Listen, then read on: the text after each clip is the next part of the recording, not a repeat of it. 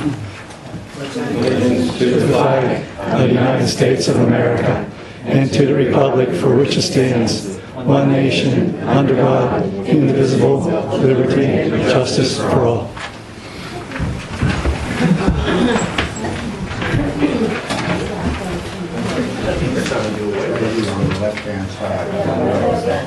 Okay, so this is the council meeting for August 15th, 2017. First of all, for some of you who may not have seen me before sitting here, I'm Michael Girardi, I'm the vice president. I don't sit here very frequently, so hopefully we can, I can make this go smoothly for everyone. And you can do the roll call. Paul Jack, Dan Carroll. Here. Michael Girardi. Here. Frank Valdez. Kathy Gillard. Here. Bob Christoph. Clarissa Tom. Here. Chris Schramm. Here. Chris Howard. Here. Frank's here. Frank's here. Right on time for Frank.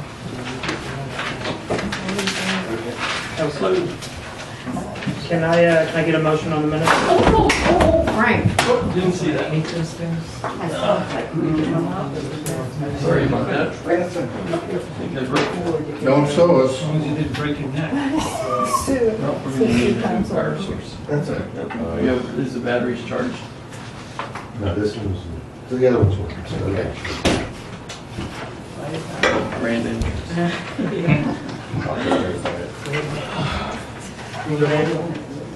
Are we okay? We're, Okay. Can I get a motion on the minutes? I wanted to make, I don't know, anyway, well, oh wait, go ahead. Here's the deal, they need amended, may I have a minute to tell everybody what? Can we get a motion on that first and then we can amend it? Okay.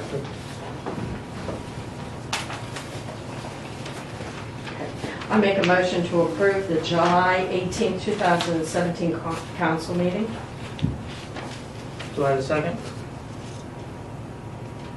I second. Okay. I have a motion and second to approve the July 18, 2017 council meeting minutes. Any discussion? Thank you. Yeah, last week, when I asked that my name and my vote be included in the minutes, I was told that it doesn't work that way, but it does. And I did some research in both Robert's Rules of Order and the handbook for the Pennsylvania Borough Councils. Both say it, and I'll read you a little bit. It's become very important that all actions of council be carefully recorded, especially those actions involving expenditure of funds. It's important to record votes in both legislative and financial actions. Council members disagreeing with the majority action of council should make certain their votes are recorded. Their no votes are recorded. A council member recorded as voting against an action cannot be held responsible for an action if it is later declared illegal. Any errors in roll call votes should be corrected at the instant meeting. Council members cannot change their votes after the meeting is adjourned and the vote is recorded.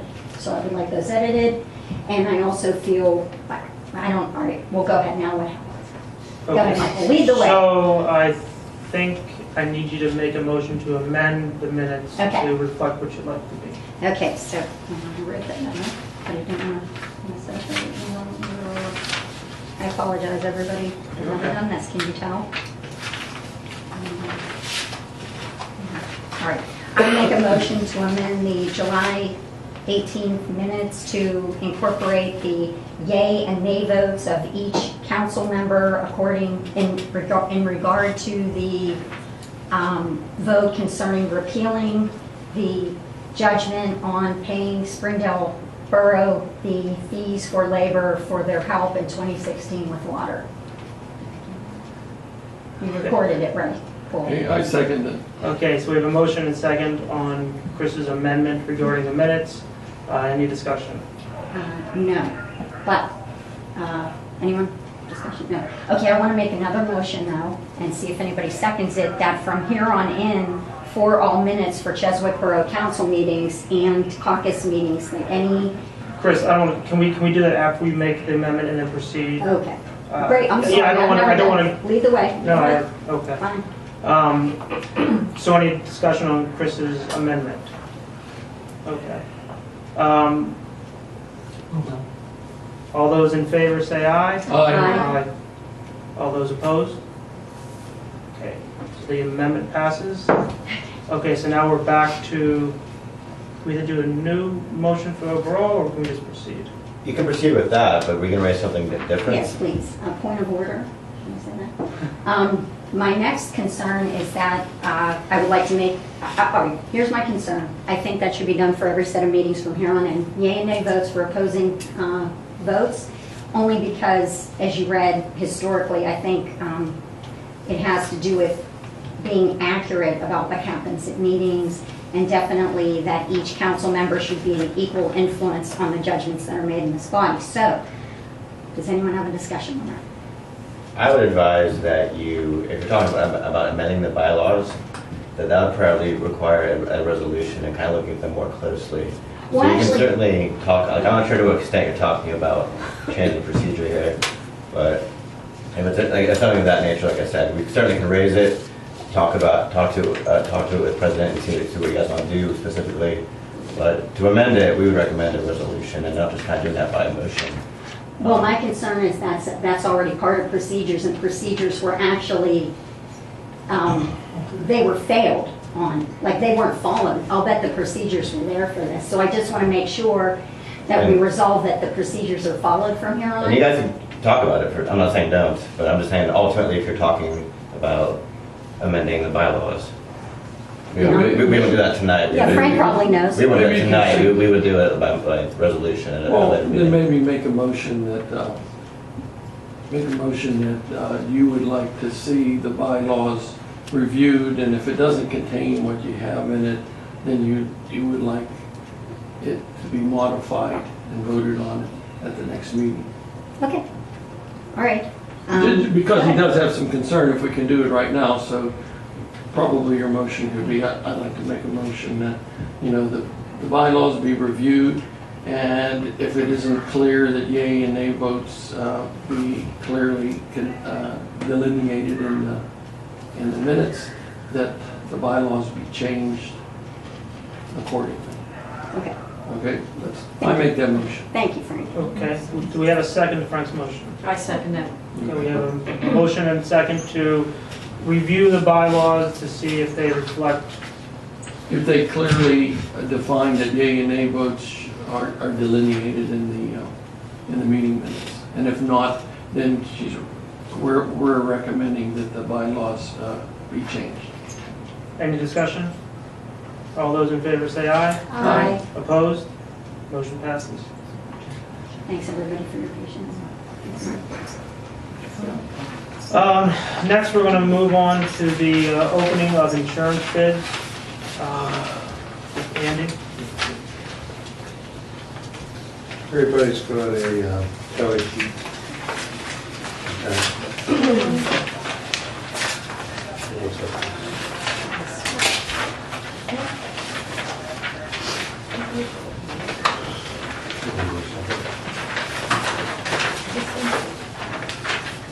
Okay, we have two bids.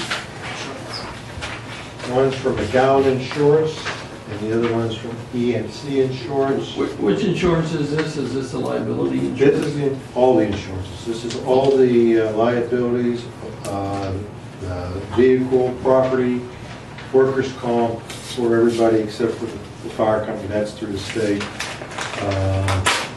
Police, law enforcement liability, inland marine, public officials. That's all. Okay, I just wanted to understand what we voted on. Okay. McGowan total is $38,548. And EMC is $42,998.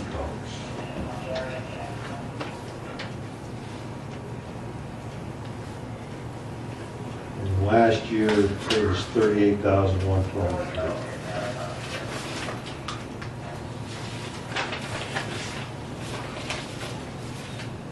So I think the understanding was that we were going to pass this to committee with the review solicitor to accept the lowest responsible bidder. Right. Okay. Yeah, I'd like to make a motion that we move the insurance bids to which committee is it? the insurance committee? I don't know, we have an Yeah. insurance. Yeah, we do. Oh, we Insurance do? pension committee. Okay, we have an insurance committee, and to authorize them along with the solicitor to award the bid to the most, lowest responsible bidder. We have a second? I'll second. Okay, so we have a motion to assign the review and approval of the bids to the insurance committee with review of solicitor to accept the lowest responsible bidder. Any discussion? All those in favor say aye. Aye. Opposed? Motion passes. Okay, opportunity for citizens to be heard. Mr. Cale? I'm Tom Cale. I live at 1508 Beach Street. Just want to remind, Paul Jack sent out a letter to residents dated May 1st, 2017, where he invited residents to come and ask questions. I read the letter. I came. I asked questions. I don't get any answers. In that letter, he also made the following inaccurate statements.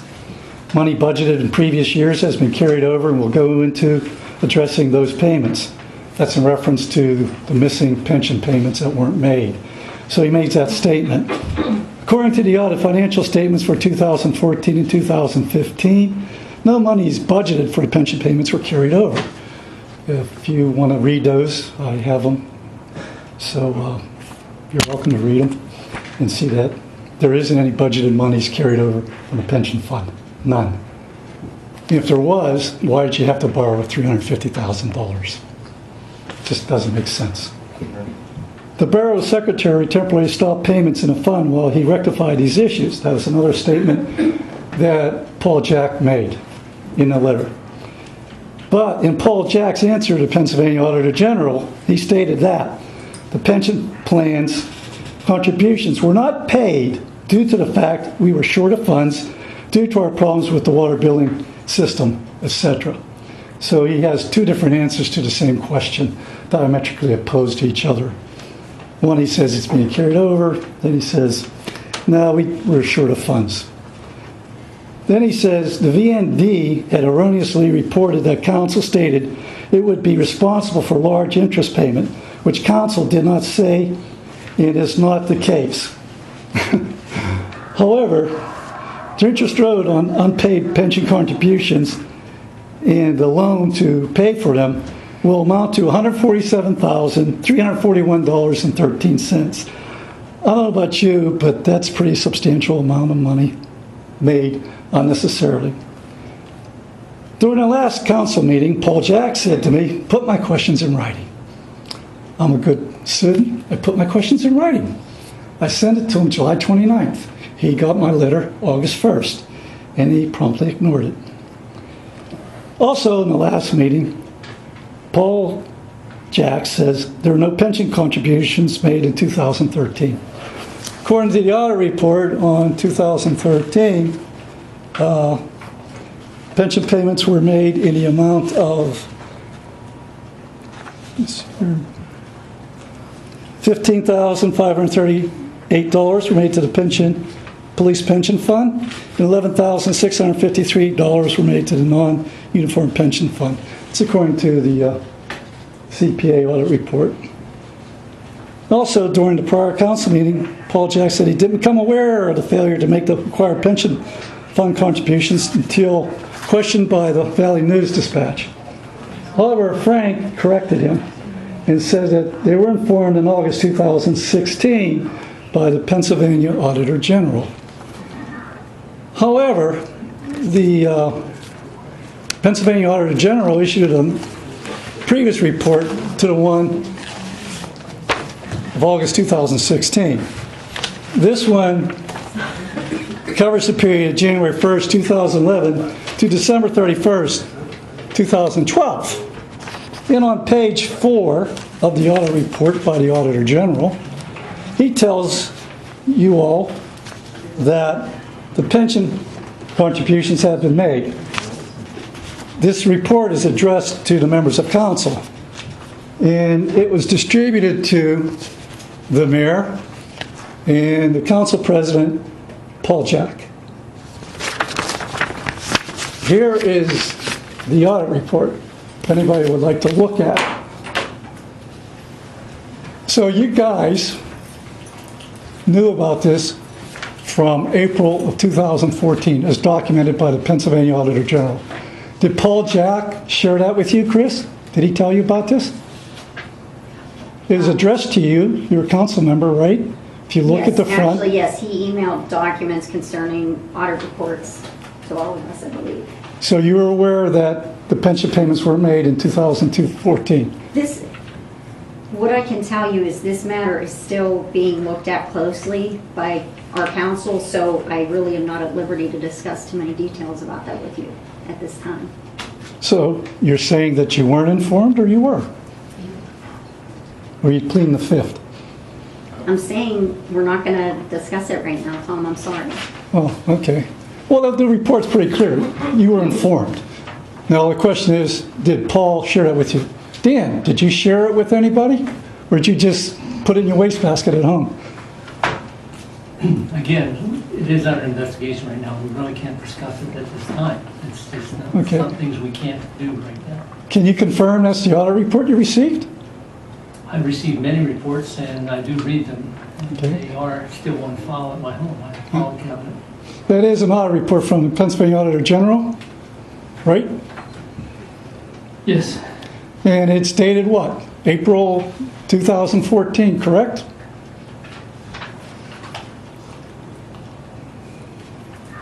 I'm looking for a date. It's a date in front. It's on the next page. Different.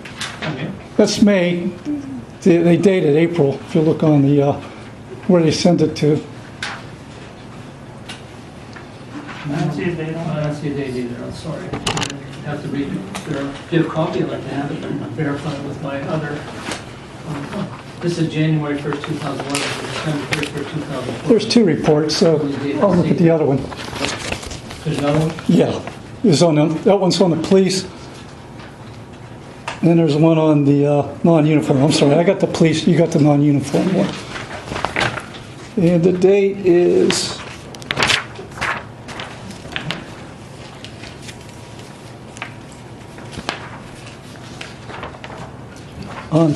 at the end page where you have Eugene D. Pasquale's signature, April 21st, 2014. Okay. Okay, that's... I believe it's authenticity, I believe. Yeah, it also... Mr. Cale, we have a number of people that would like to speak. Sure, Can we- I'll be done very shortly. Thank you. So the point is, you did receive this, you were aware of it, and council's inaction cost this borough $147,000 in interest unnecessarily.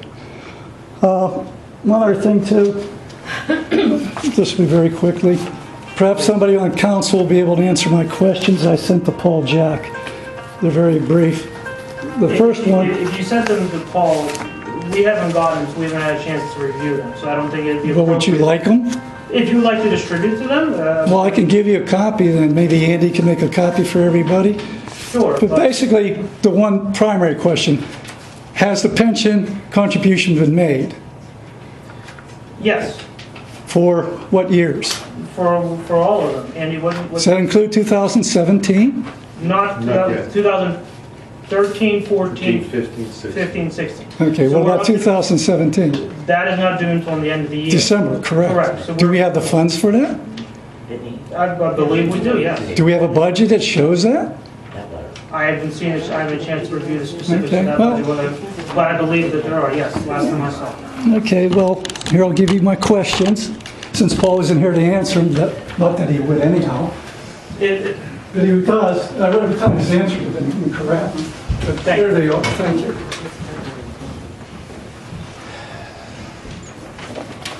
Thank you for your time.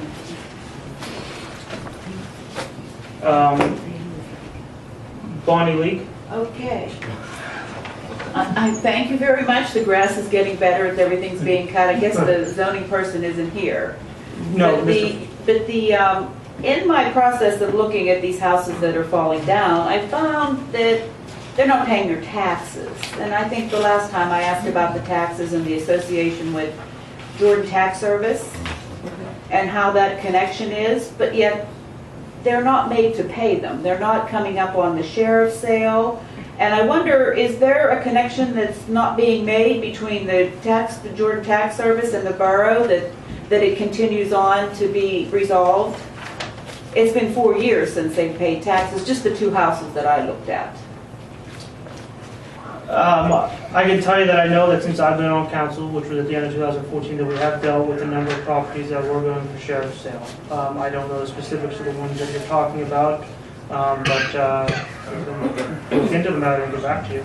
Yeah, I'm just saying, I just looked at two, Okay. and both of them were delinquent 4 years. I don't know when the sheriff's sale starts, but if they've been delinquent for 4 years, I think they should be paid. I'm not sure off the top of my head, but I can look into that for you and let you know. Okay, and the connection between how they get paid from the Jordan Tax Service to the borough? How does that connection get Andy, how does made? that work? Jordan Tax collects off of them. They may make partial payments and make full payments, depending on what arrangement they have. Then they ship them to us, the payments. Okay, and that's with the borough tax only, or is that with the school tax The and school is to Keystone. Keystone? And is there a connection between Keystone and the borough? No. Or is it with the school board? With the school board. Okay. All right, thank you. Thank you. Dolly Hoffman?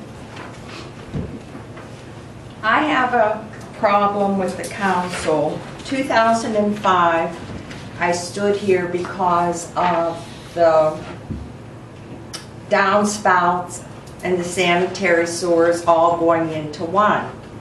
Council sat here and said that they were going to make all the people that were illegal, legal. That was in 2005. You said you were going to send letters to everyone, follow up, and make sure that this was done. 12 years later, there was nothing done. The people, I had minimal damage, but people on either side of me had a foot of water. That's irresponsible of people sitting on this council. If you say you're going to do something, you need to follow through. I mean, we pay taxes just like every one of you. Now, you knew there was a problem. Now, according to the law, if you knew there was a problem and you were supposed to follow through, we can sue the council. Did you know that? So I'm just putting this out. Why wasn't it done?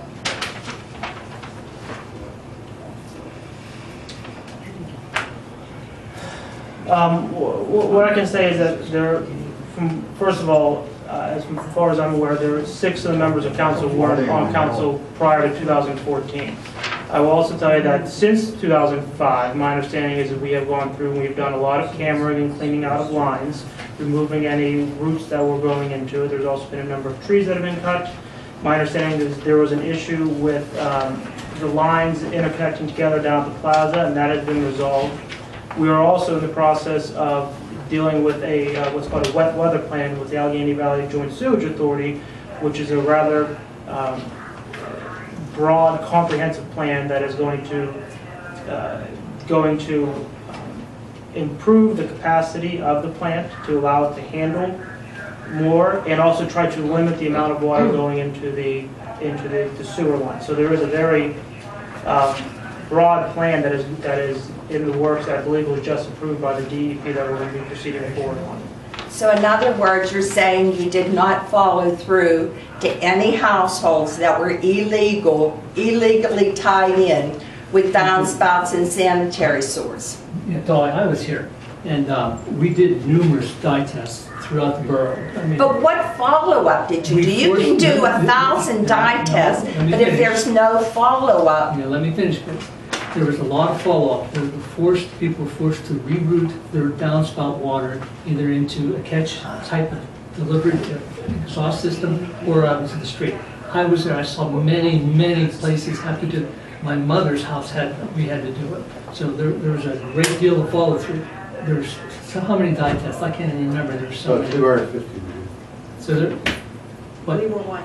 Yeah, there was a lot of action taken from that storm, that hurricane that came through. So we Our really poor did- neighbor next door had a foot of I know, water. it happened They're all- 80 years old. I know. That's ridiculous. And I came through and I saw all that on the following day, and Dave and I helped as much as we could to help these people through Well, this. then there has to be more. You Well, can't just sit here and say, we did this. Well, There has to that's be what we 10 were times told by our more. engineers what needed to be done, and we did do Because it. you have 12 years, Well, so we there shouldn't followed be through. anything in There's 12 years. recommendations that people put check valves, like, Lee, you did that. We To did. minimize that type of backflow. Behind you, So, I'm sorry. That's recommendation. We can't force people to do that, because it's, you know how expensive it is. But we did make we did a lot of digesting. So I was even walked with these guys and saw it all. So, I know Truck Shop Borough makes you do a dye test upon putting your house up for sale. we do that too. So I know Rick Franks has to come through and do an We inspection. do that too. Why can't you We do make that too. the homeowners? We do that too. No, you don't, because I just bought 2 houses in the last 5 years in the borough. Well, Never mind, you're- it's in our code, that would be, the code not being officer, enforced. well, he needs to then be corrected on that. But I know it's in the code, I know we put it in the code, so it has been resolved and addressed. I will tell you, when I bought my home just a few years ago, we had to do it, so I'm not sure the specifics of the circumstances, but I will speak with the zoning officer regarding that. Yeah, I know it's done when my daughter built a new house, they had to do it, and that's a few years ago. So it's being done and implemented. Have another office check on the enforcement myself. Thank you, Dolly. Jim Christie? No, I'm going to decline any comments. Thank you. Okay, thank you. And the last one, Mr. Paul Borland. Hi, I'm Paul Borland. I'm a resident at 204 Pillow Avenue. I also would like to address the sewer backup. First off, I'm going to start on a positive note. I'd like to thank Dan Currow and Dave Houston for taking the time on their days off to go around and collecting. And I appreciate that. I also want to go on record to thank the Cheswick Volunteer Fire Department, who got up at 12 o'clock and proceeded to pump out houses till 4:30 a.m., or we would have had a lot more than a foot. I had a neighbor who had 3 feet of water. So I'd like to go on record saying that as a positive note. What Dolly said, I kind of wanted to take a different spin. I think that what I'd really like to ask council to proceed with is to get someone like Senate Engineering to really digest and find the direct problem. And my perception is, if people's lines were clear with roots and things like that, I would have had more water in my basement. So the problem is not so much the roots and things like that, it's a problem. But the problem is the Cheswick's an old community. We have a main sewer line along Hill Avenue or Pillow Avenue or Coolidge or Highland. We have all these homes up on the hill. I believe that the system is antiquated and not large enough lines to handle all the water, so it backs up. I mean, I myself am going to put a new sewer line in, and I'm going to put a backflow preventer in, because I've been here, my family's been here since the 1800s. I'm here for the long haul, and I don't want to go through. I'm getting older to have to clean out my basement and do all this. But there's people, for example, I'm speaking on behalf of a lot of people that aren't here, but I told them I was going to come and speak. You have Mrs. Yelochin, who's 89 in a home. Her family had to come down and clean out her house. You have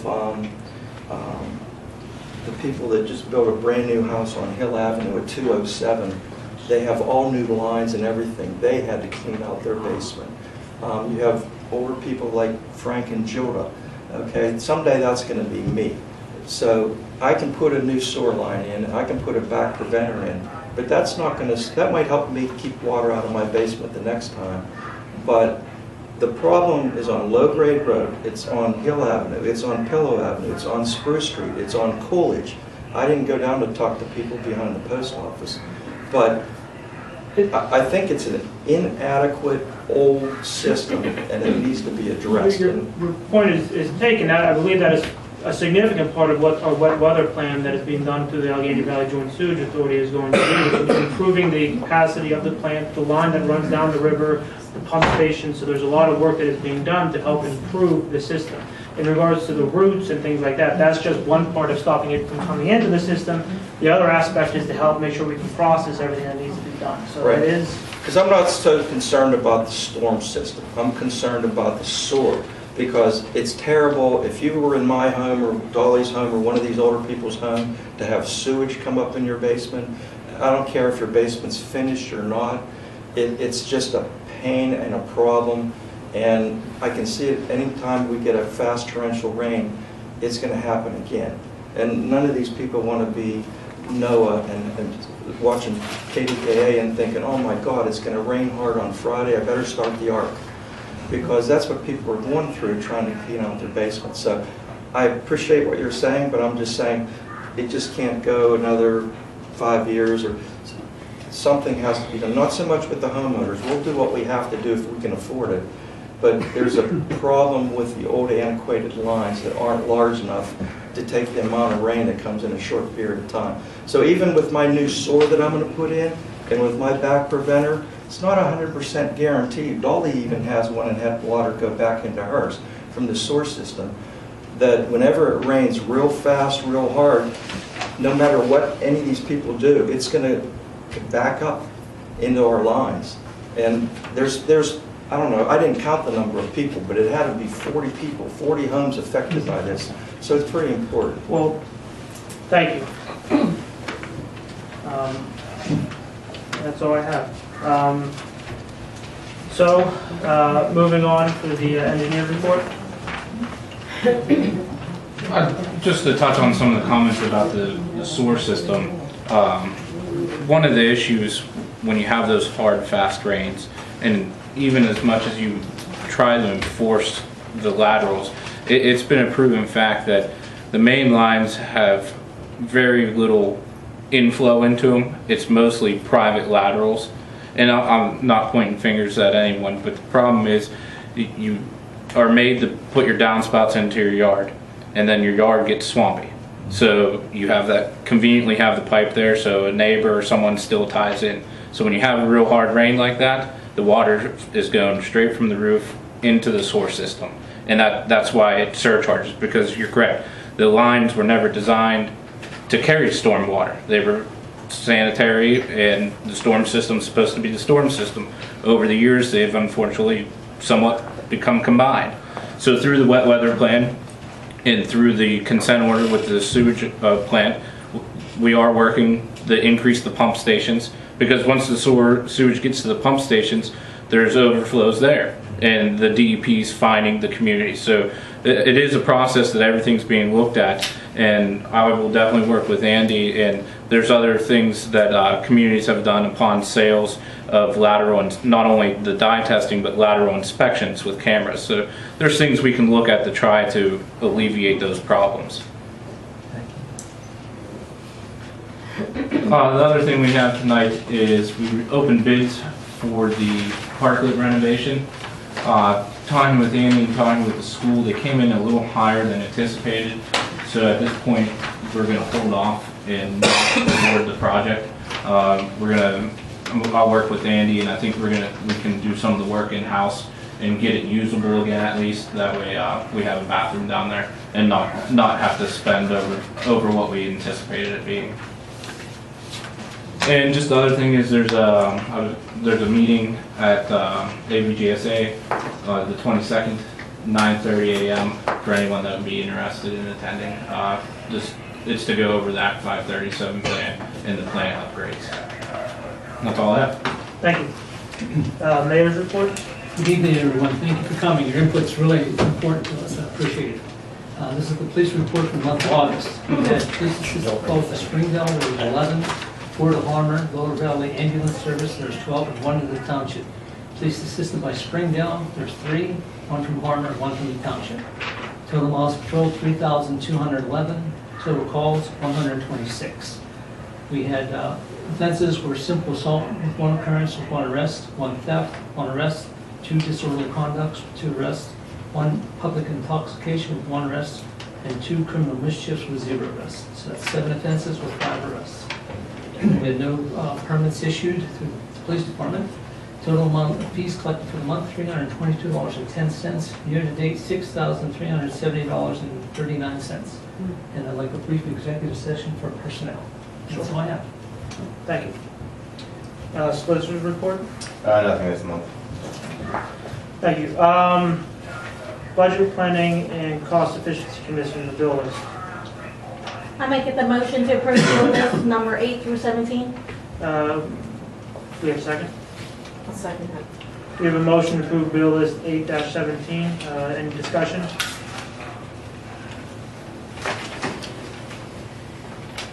All those in favor say aye. Aye. Opposed? Motion passes. Any old business?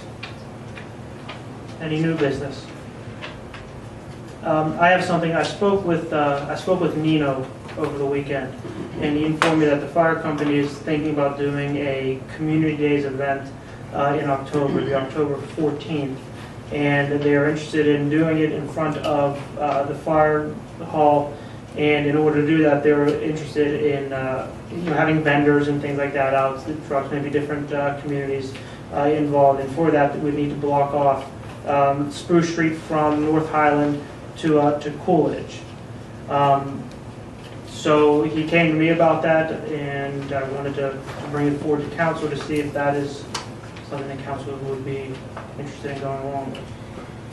Well, I'd like to make a motion that if they do that, we approve blocking off the street for the event. Do you have a second?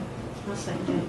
We have a motion and second to approve the fire companies blocking off Spruce Street for the community days. All those in favor say aye. Aye. Opposed? Motion passes. We have can I get a motion to go into executive session? I make a motion to go into executive session. I'll second.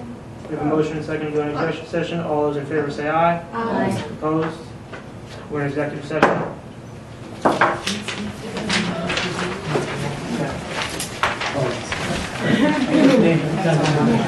Yes. 22nd, next Tuesday.